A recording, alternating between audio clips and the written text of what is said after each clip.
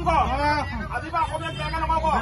কবি নি অসমীয়া জাতিক লৈ কথা কবি নি অসমীয়া জাতিক লৈ কথা কবি নি অসমীয়াক লৈ কথা কবি নি কাণত ধৰি ক কবি নি আজি বা নকওঁ বুলি ক জয় অসম বুলি ক যি ভুল কৰিলো ক্ষমা খোজ যি ভুল কৰিলো ক্ষমা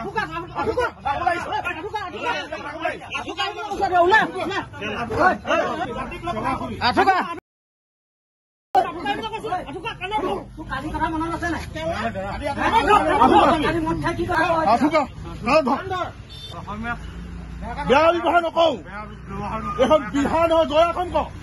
জয় অসম ক এখন বিহাৰ বুলি ভাবিছিল নি বিহাৰ বুলি ভাবিছিল নেকি এখন বিহাৰ বুলি ভাবিছিল নি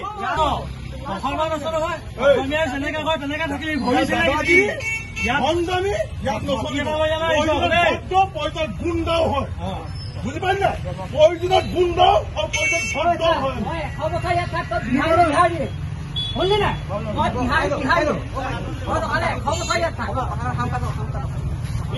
পানী খাই লৈ ৰেকৰ্ডিং আছে মই কালিয়ে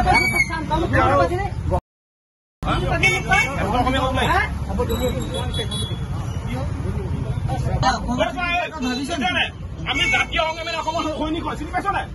মোক চিনি পাইছ নাই মোক চিনি পাইছ নাই কোন হয় মই কোন হয় মই চিটু বৰুৱা চিটু বৰুৱা হয় চিনি পাইছ নাই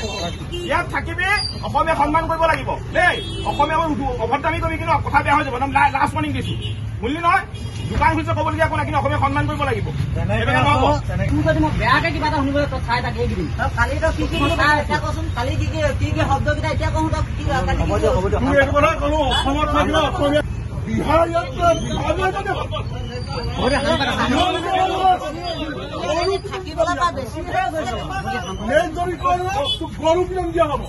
পুনৰ অনা অসমীয়াৰ উদ্ভণ্ডালি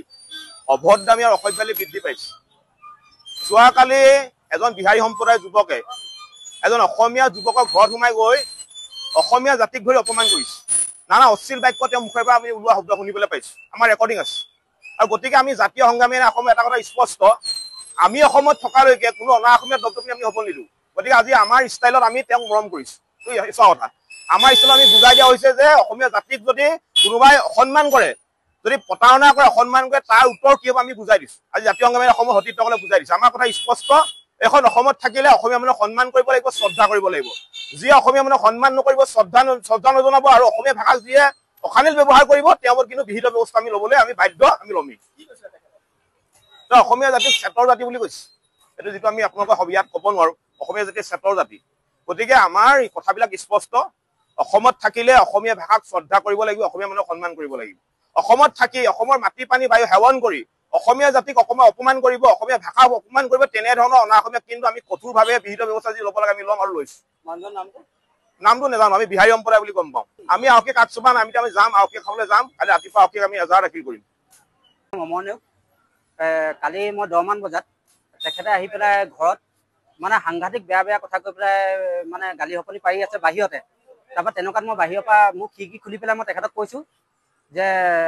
তেওঁ মিছেছো বাহিৰত আছে মই ক'লো যে হেৰি হ'ল আপোনালোকে যি কয় ঘৰতে পাতক কিন্তু এই বেয়া কথা নক'ব আমাৰ ল'ৰা ছোৱালীও আছে বেয়া কথা নক'ব আপোনালোকে সি আহি পেলাই মোক লগালগ মানে কৈছে কি হয়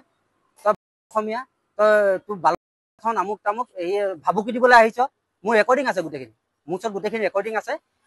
তাৰপিছতে মই আমাৰ কেন্দ্ৰীয় সমিতি সভাপতি চিটু বৰাদেৱক মই অৱগত কৰিছো এই কথাখিনি আৰু তেখেতৰ লগত মই কথা পাতি থাকোঁতে এই যিজনৰ লগত মই মানে কথা পাতিছিলোঁ তেখেতে মানে গালি সপনিখিনি আমাৰ